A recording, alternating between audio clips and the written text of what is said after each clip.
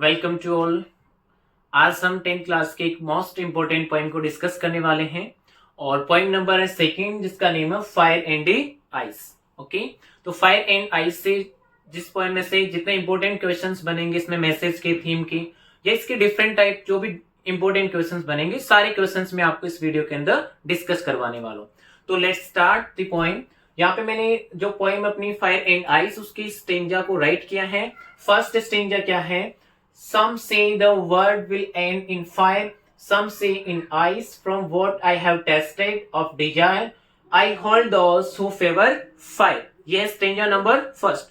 ये जो अपनी पोएम है फायर एंड आइस, इसके जो राइटर जो पोइट हैं, तो इसके पोइट है हमारे रॉबर्ट फ्रॉस्ट। कौन है? Robert Frost. तो रॉबर्ट फ्रॉस्ट हमें क्या कर रहे हैं इस पोएम के अंदर फायर एंड आइस में, जो हमारा जो वर्ड है, संसार है, इसके बारे में कुछ वो गेस कर रहे हैं, अनुमान लगा रहे हैं, कुछ सजेशन दे रहे हैं अपने कि भाई जो वर्ड है, जो संसार है, वो किस तरीके से एंड हो सकता है।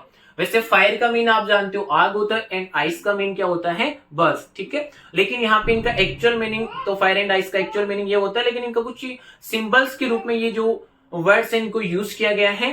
तो फर्स्ट स्टेंजा क्या है? सम से। यहाँ पे सम से का मीन, सम से मीन से कुछ कहते हैं। अब से का मीन आप जानते हो कहना, सम से मीन्स कुछ लोग कहते हैं द वर्ल्ड, ये संसार विल एंड, यानी जो संसार है उसका एंड हो जाएगा इन फायर, आग में। जो संसार है उसका एंड किससे होगा?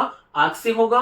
सम से इन आइस, और कुछ लोगों का मानना है कि जो संसार वर्ल्ड है उसका एंड किससे होगा? आइस से। एक बार मैं आपको एक्चुअल मीनिंग इसका बता रहा हूँ लाइन्स का, देन इसका डिस्कस करेंगे अपन। जो भी इसमें सिंबल्स वगैरह, इसका डीप मीनिंग क्या है उसको अपन डिस्कस करेंगे। From what I have tested of desire, तो पॉइंट हमें बता रहे हैं कि मैंने किस चीज को टेस्ट किया है, मैंने किस चीज को एक्सपीरियंस किया है। तो I have a tested of desire, मैंने डिजायर को, डिजायर का मीन होता है इच्छा, डिजायर का मीन क्या होता है? इच्छा। तो मैंने जो इच्छा है, डिजायर है, वो लोगों के अंदर देखी है। I hold those who favour fire, तो मैं उन लोगों का समर्थन करता हूं, फेवर करता हूं, जो किसके फेवर में है? फायर के, आग के। यानी जिन लोगों का मानना है कि संसार का जो एंड है वो आग के कारण होगा। दूसरी चीज, यहाँ पे जो फायर है वो फायर सिंबोलाइज कर रही है डिजायर को।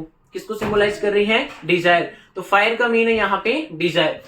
तो हमें पॉइंट बता रहे हैं कि जो एक तरीका है वर्ड के एंड होने का, वो ये हो सकता है कि कुछ लोगों का मानना है कि जो संसार है वो फायर से मीन्स डिजायर से एंड हो सकता है, यानी लोगों की जो इच्छाएं हैं उन इच्छाओं के कारण जो संसार है उसका एंड हो सकता है। क्योंकि जो फायर होती है वो कैसे होती है? फायर अचानक से सडनली क्या होती है? स्प्रेड होती है, अचानक से फैल जाती है। उसी तरीके से अगर लोगों के अंदर डिजायर है, इच्छा है, तो वो भी क्या होती है? सडनली स्प्रेड होती है, फैलती है अचानक से। Second stanza, but if it had to perish twice, देखो पेरिश का मीन है यहाँ पे डिस्ट्रॉय, नष्ट होना। तो पॉइंट हमें बता रहे it had to perish twice, twice का मीन होता है दो बार। अगर ये वर्ड, ये संसार, अगर इसको दो बार इसका एंड होना, अगर दो बार ये समाप्त होता है, I think I know enough of hate, तो मैं सोचता हूं, पॉइंट हमें बता रहे कि मैं सोचता हूं कि मैंने I know enough of hate, मैंने लोगों के अंदर पर्याप्त क्या देखा है? हेट को देखा है, नफरत को देखा है, घृणा को देखा है। और यहाँ पे जो हेट है वो किसको सिंबोलाइज कर रहा है? हेट सिंबोलाइज कर रहा है अपना आइस का, आइस को सिंबोलाइज कर रहा है। हेट जो है किसको सिंबोलाइज कर रहा है? आइस को। यानी पॉइंट हमें बता रहे हैं कि मैं जानता हूं कि जो लोगों के अंदर हेट है, नफरत है, मैं उसको जानता हूं। टू से वॉट फॉर डिस्ट्रक्शन, यानी डिस्ट्रक्शन, विनाश के लिए। कि टू से मैं कहना चाहता हूं कि दैट फॉर डिस्ट्रक्शन, विनाश के लिए, आइस इज ऑल्सो ग्रेट, कि आइस भी है वो भी इनफ है, पर्याप्त है।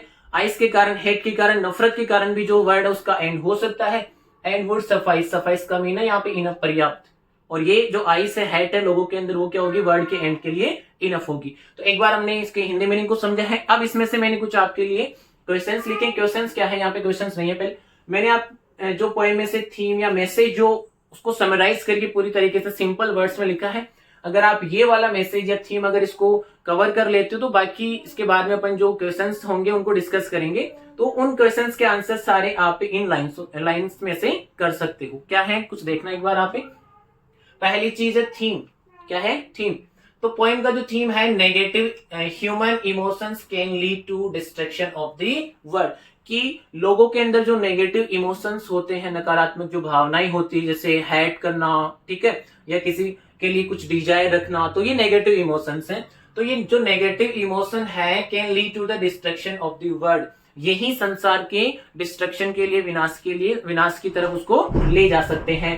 मैसेज क्या है इन the poem fire and ice की, हमारी जो पोएम है फायर एंड आइस, उसमें द पोइट टेल्स, जो पोइट है हमारे रॉबर्ट फ्रॉस्ट, वो हमें बताते हैं अबाउट द वेज, क्या बता रहे हैं भाई, वो तरीके बता रहे, वेज बता रहे हैं जो क्या होंगे, विच विल डिस्ट्रॉय द अर्थ या वर्ल्ड, जो हमारे वर्ल्ड को, हमारे संसार को क्या करेंगे, नष्ट कर देंगे। कुछ ऐसे तरीके हमें बताए गए हैं।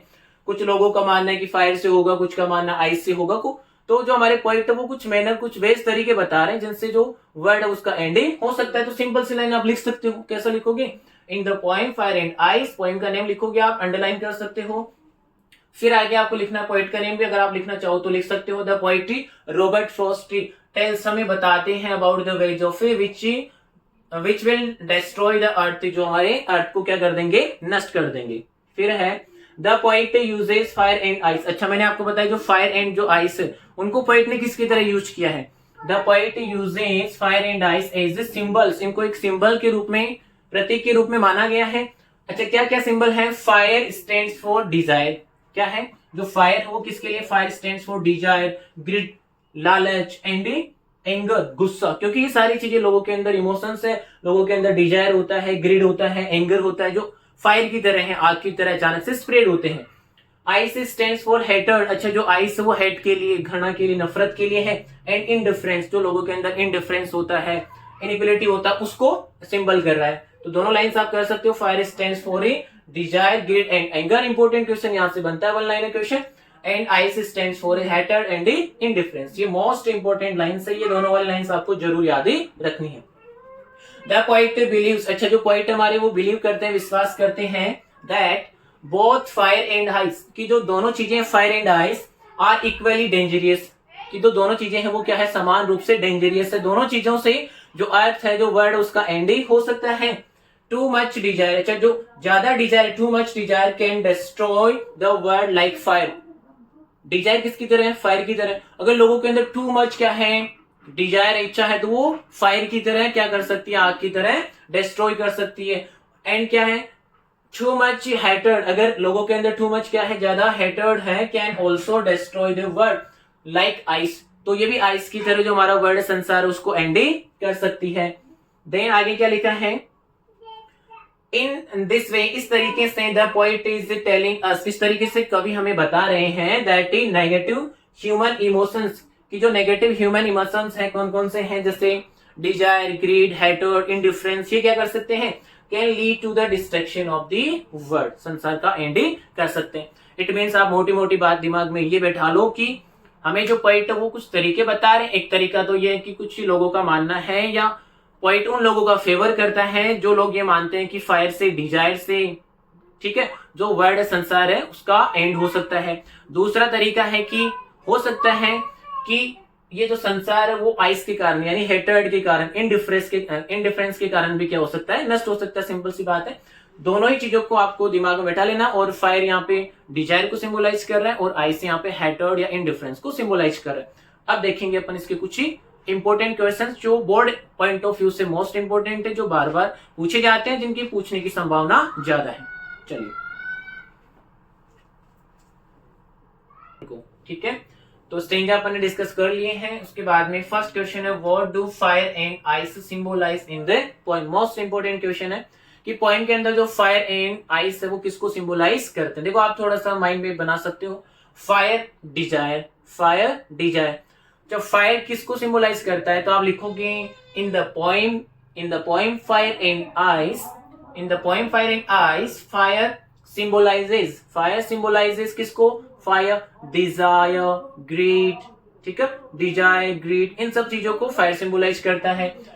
एंड आइस सिंबलाइजेस किसको करता है, hatred and indifference. Ice symbolizes hatred and indifference. Ice क्या होती है, धीरे धीरे मेल्ट होती है। उसी तरीके से लोगों के अंदर हेट जो है ना, वो हेट भी क्या होती है, नफरत लोगों के अंदर धीरे धीरे इंक्रीज होती है। तो वैसे ही उसी तरीके से आइस किसको सिंबलाइज करता है, हेट को। फायर अचानक से फैलती है तो फायर डिजायर, इच्छा, ठीक है, fire desire, ice hatred, indifference हो जाएगा। उसके बाद में according to the poet how can the world end, most important question कि पोएट के अकॉर्डिंग जो वर्ड वो एंड कैसे हो सकता है। तो आप लिखोगे according to the poet the world में एंड, द वर्ड में एंड कैसे हो सकता है, there are two reasons behind the end of a earth. First reason तो क्या है, it may be fire which symbolises a desire, fire से एंड हो सकता है, ठीक है। Then the other reason may be ice which symbolises a, जो किसको सिंबलाइज करता है, हेट्रेड या इंडिफरेंस को सिंबलाइज करता है। लिख सकते हो answer. What message does the poem fire and ice give, जो पोएम हमारी फायर एंड आइस वो क्या मैसेज देती है। देखो इस ईयर हमें जो पोएम्स में से क्वेश्चन उनमें से लॉन्ग आंसर टाइप में आप मैसेज के सेंट्रल आइडिया के क्वेश्चन जरूर देखें। 3 नंबर का क्वेश्चन डेफिनेट आना है। बाकी एक स्ट्रेंजर देख के स्ट्रेंजर के अंदर से कुछ क्वेश्चंस बनते हैं, जैसे स्ट्रेंजर दे दिया उसमें से ये वाले सेम क्वेश्चन बन सकते हैं, इनके बाहर कुछ बन सकते हैं। तो जो भी क्वेश्चन बनेगा आप जो अभी मैंने मैसेज या सेंट्रल आइडिया लिखा है उसके अकॉर्डिंग कर सकते हो। तो इसमें आपको मैसेज लिखना है पूरा, जो यहाँ से लेके यहाँ तक अपने पूरे मैसेज को डिस्कस किया वो सारी चीजें आपको लिखनी होगी। Which emotions is more dangerous according to the poet, fire और आइस। अच्छा, पोएट के अकॉर्डिंग कौन सा इमोशन जो है, वैसे तो poet is suggesting us, poet is telling us that both the emotions desire, fire which symbolizes desire, and the ice are equally dangerous say to the end of the earth। poet का मानना है कि दोनों ही क्या है, world के and के लिए इक्वली रिस्पॉन्सिबल हो सकते हैं। लेकिन यहाँ पे पोइट ने फर्स्ट स्टेंजा में बोला है कि आई हैव टेस्टेड या आई हैव एक्सपीरियंस, किसको, डिजायर को। तो the poet is telling us, the poet is with those people, जो पोइट उन लोगों के साथ में है who stands for a desire, क्योंकि poet have experienced a lot desire in the world. ठीक है, तो ये इंपॉर्टेंट क्वेश्चंस है। अगर आप इन क्वेश्चंस को कर लेते हो एग्जाम से पहले, तो आप बोर्ड एग्जाम में जो भी क्वेश्चंस आए वो आप करेक्टली कर सकते हो। थैंक यू, मिलते हैं, सी यू सून नेक्स्ट वीडियो में। बने रहिए हमारे चैनल के साथ में।